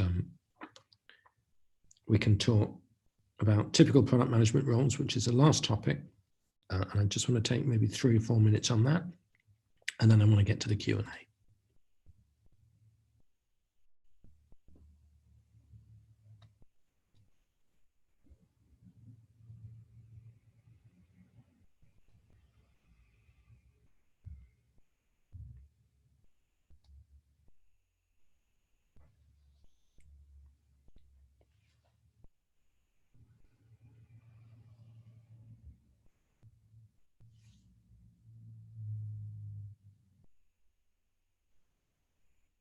All of the above. 100%. Excellent. Business trends, team dynamics, a collaborative approach, adhering to principles. All of the above. Perfect. I love it when the final poll of the day is 100% correct. Well done. Thank you for that. That has made my day. Okay, we're pressed for time, so I want to talk about product management roles. I'm going to show you 6 roles. I actually think there are only 4, and I'm going to just explain where I think some of the boundaries blur. Before I get into these product management roles, I want to just make one point or encourage you to think in one particular way as we go through this, and that is to take the leadership pipeline approach. Leadership Pipeline, great book written by Ram Charan, Stephen Drotter. Yeah, certainly Ram Charan, Stephen Drotter. Is that right? Ram Charan for sure. Leadership Pipeline. What are the things we need to do to succeed in our current role? What are the things we need to do to prepare for future roles? So that's just a great way of thinking about your career. What do you need to do to succeed now? What do you need to be doing or learning or developing so you can take a step up in the future? And if you take care of those 2 issues, succeeding now and kind of developing your skills for the future, then your career, if you're in the right organization, will largely take care of itself. You don't need to focus too much on those roles. Those roles will come to you if you're brilliant at what you do now and you're developing your skills for the future. Okay, let's look at product management roles. The role of Chief Product Officer, responsible for the entire product portfolio, and also has a team of vice presidents of product that reports into them.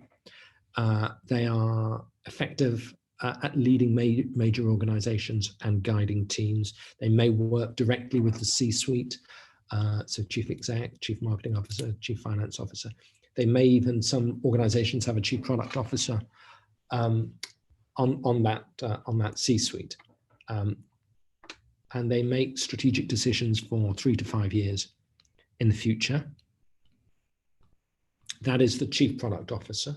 We then have the VP, the Vice President of Product, who is responsible for the entire product organization and the products within it, and links that product organization to the organization's strategy more widely. And they understand the business from the perspective of all of the stakeholders. They future-proof their products and team. So they make sure that the team has the skills and the product has the features and is kept up to date. They have a strategic big picture role. And I would argue that the Vice President of Product and the Director of Product are actually very similar roles. So when I say some of these merge, for sure you've got the Chief Product Officer at the top. You then have, in some organizations, a VP of Product, in other organizations, a Director of Product. Again, a leader, someone who can build and trust their team, and they're focused on team performance, and they focus individual team members on their key performance indicators. Yeah. The only difference I would argue with the VP of Product is that they also invest time significantly in researching the market and understanding the market. We then have the Senior Product Manager, who demonstrates an ability to think on their feet. They lead other product managers. They're accountable for decisions, lead by example. I love that leadership comes so strongly when you're a senior product management. They use data to drive their decision making, but also I would argue intuition and the team as well. And they do need a deep product and market knowledge. And that of course feeds into a deep understanding of market and stakeholder needs. They link that with the broader product process, and they're often the go-to person for the product team. So that's the senior product manager. And then the product manager, similarly responsible for the product team. Others will seek their advice. They need to be confident in that advice that they give, and evidence-based. And that's the importance of data. Just on that point about evidence-based, what's really valuable to remember is that customers really provide that central rallying point for the business. And if you're able to speak authoritatively about customers, you're thinking of them and you can use their quotes, then that pretty much trumps any argument that happens in the business. It hugely increases your influence. I mean, you've got to make sure you're accurate and it's the right insight or comment at the right time.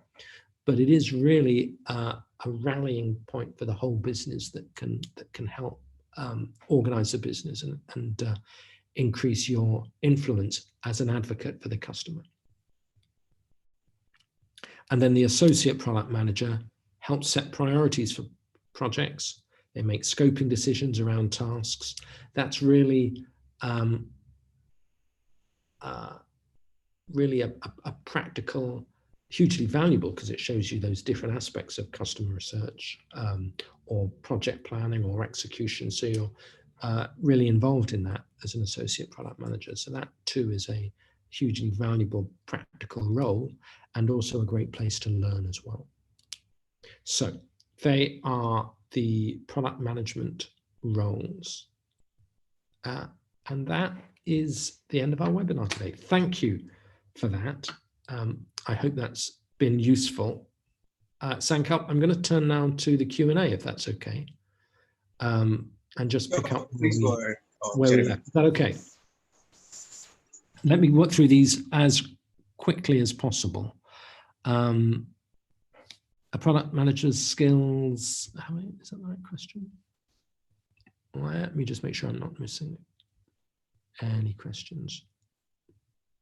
Nishant, here we are. I'm an e-commerce website developer having experience of 6 years. How will this experience help me in product management? Excellent. Well, a website developer, I would suggest, is already thinking about what will look good. So some of the attributes of design that we mentioned today are really important. Certainly an understanding of your customers. What are they looking for? What styles, what kind of vibe do they appreciate? I would suggest that you're already tuned in to customer issues and to design issues.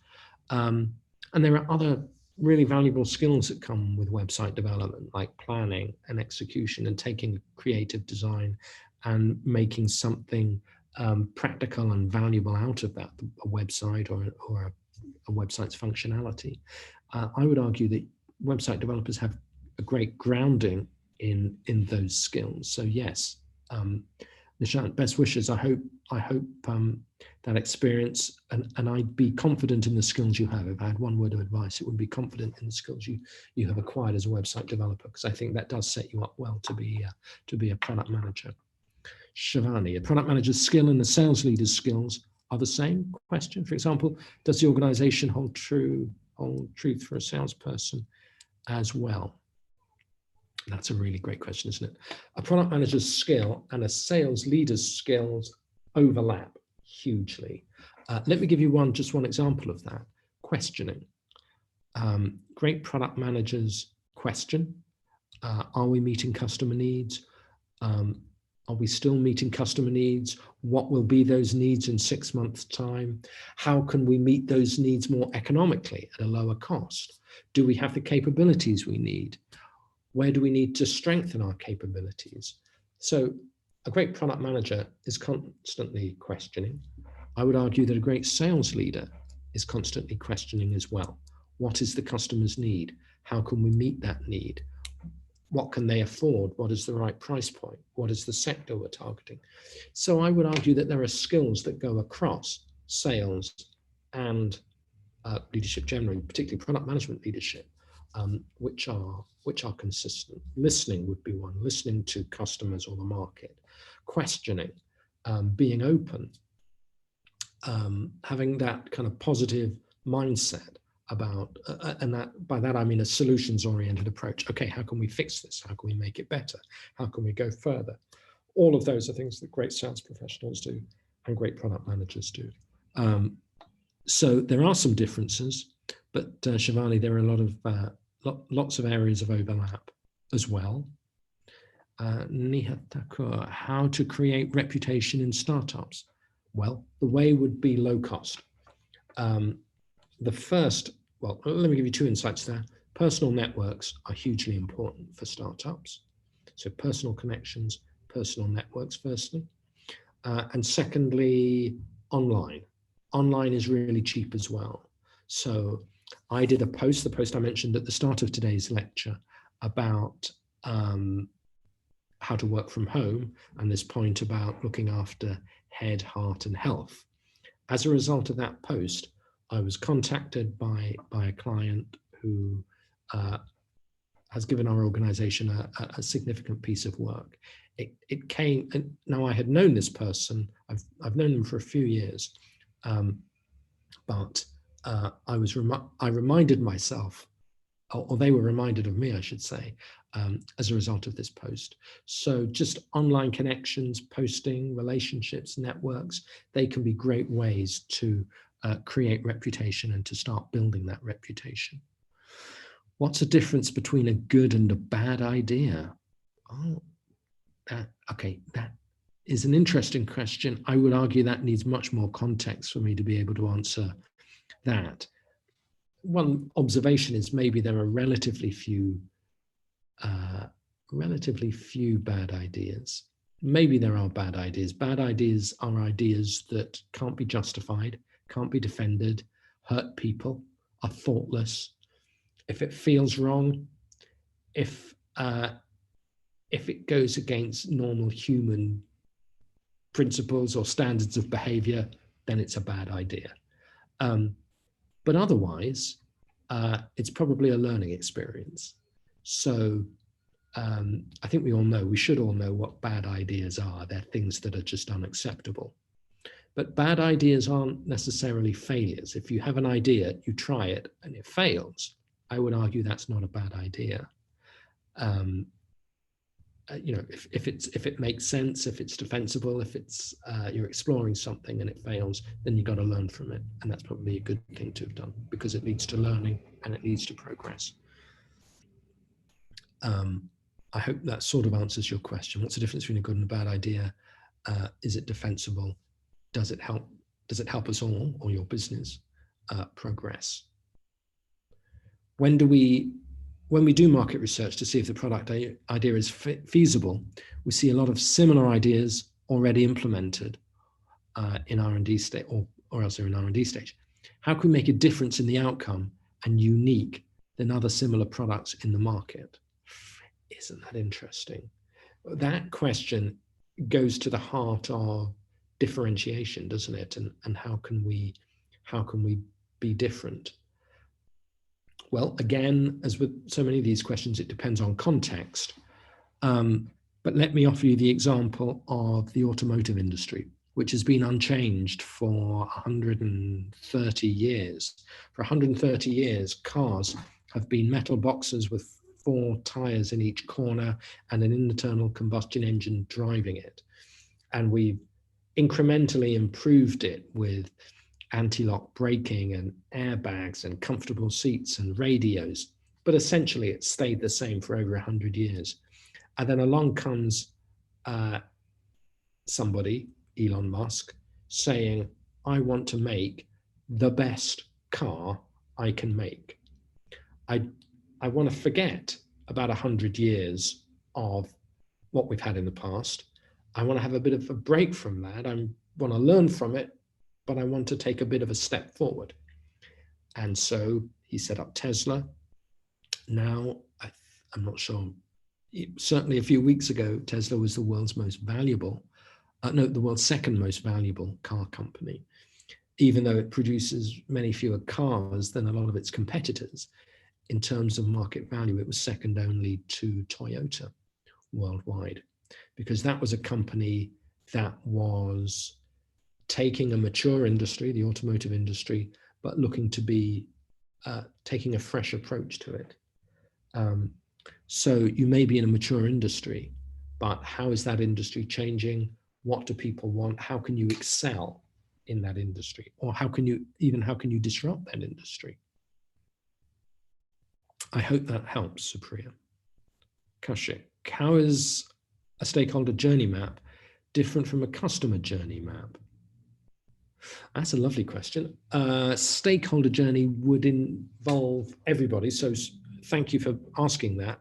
One point I should have mentioned, of course, is that the insights before, during, and after need to be shared widely. They need to be shared with people in the supply chain, for example. They need to be shared with people that invested in the business. They need to be understood by employees, so everybody in the organization has a stake in that customer journey, in that journey map.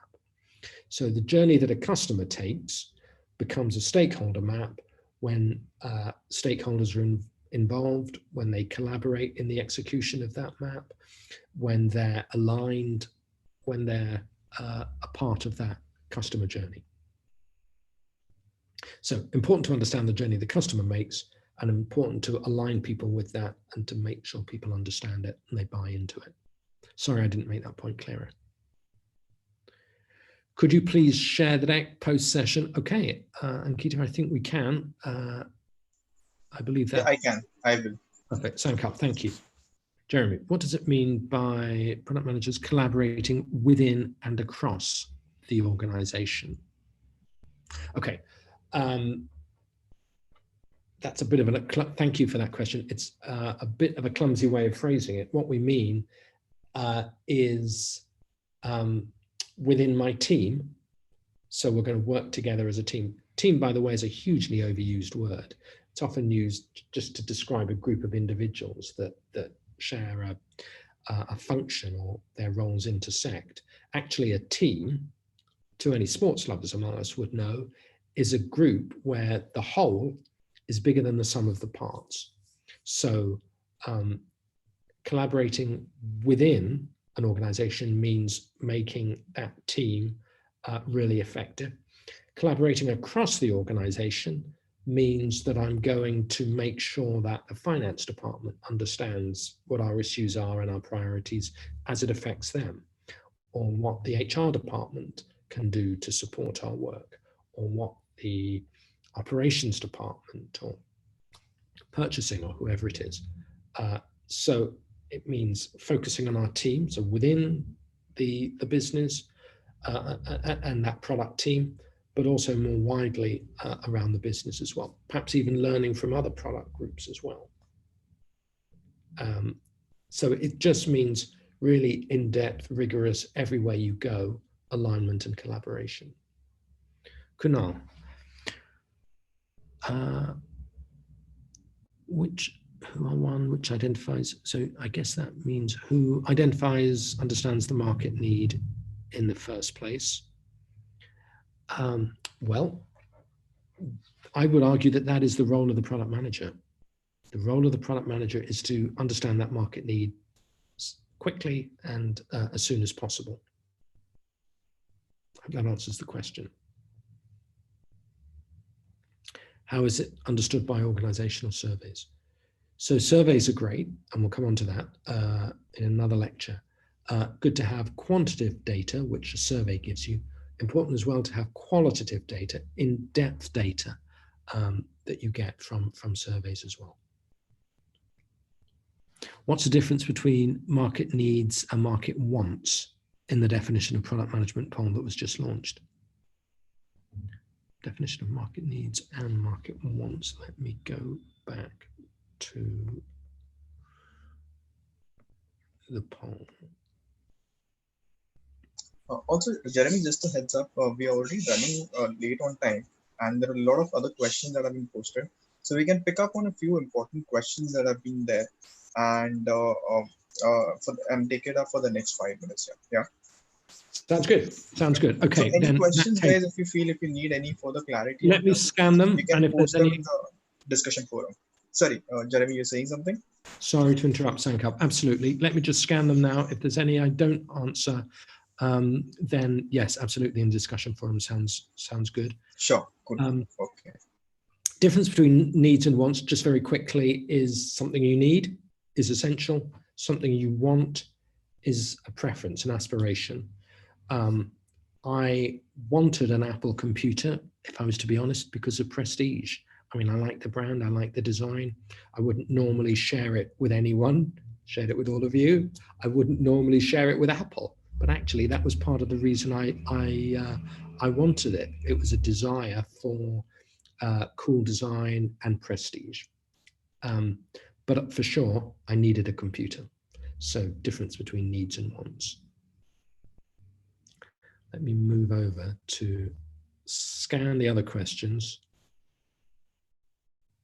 How, as a product manager, can we manage reputation? Well, I'm going to sound like a broken record, but I think part of it is leadership. So this point about getting everybody on the same page. This is what we need to be doing. This is the vision for our product, the sales target, why it's the best product, and make sure everybody buys into that.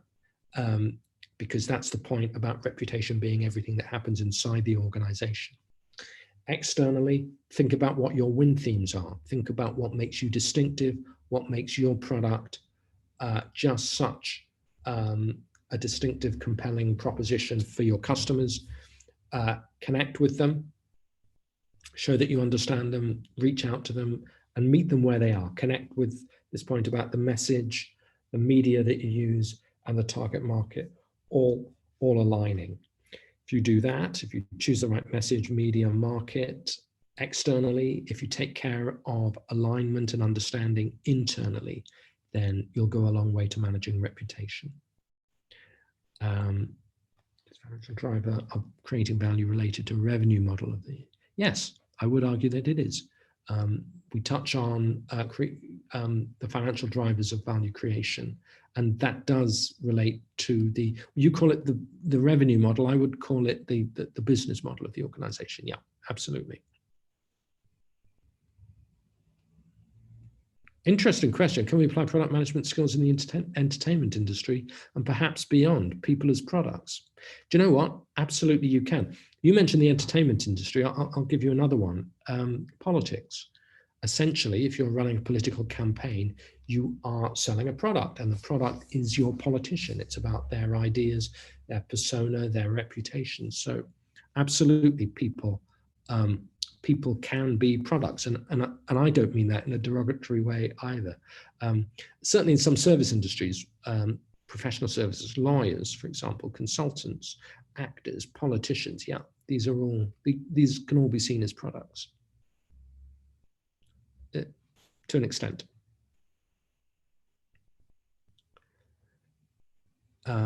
If product management is strategic, isn't it creative then? Yeah, it is. It is strategic and it's creative. It can be both.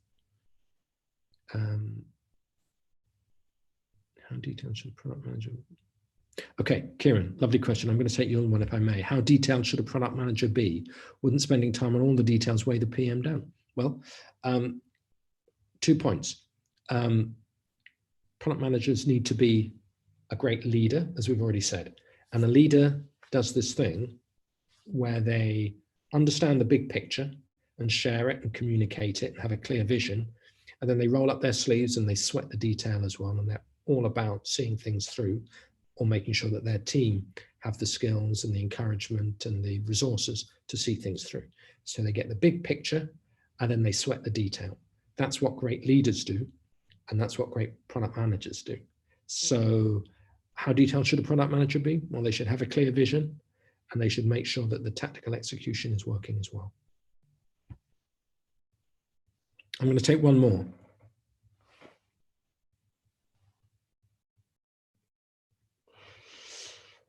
Gosh, as a product manager, one of the key responsibilities is to decide what not to build as your part of your product. Absolutely, great point. How to back up your decisions. Please provide any personal examples. I don't know that I have any personal examples, but you're absolutely right. Unlearning, stopping what you're doing so you can do new stuff that you need to do, deciding what not to build as part of your product or part of your offer. That is all really important. It isn't just about understanding what customers want and need. It's about prioritizing them. And to the earlier question about differentiation, it's about thinking, okay, what will make my product, our product, special? But you're absolutely right. And I love the second sentence there, which is how to back up your decisions. Well, the way to back up your decisions is with customer insight. Quantitative data through things like surveys, qualitative data through things like interviews or ethnographic research. So customer insight is how you back up your decisions.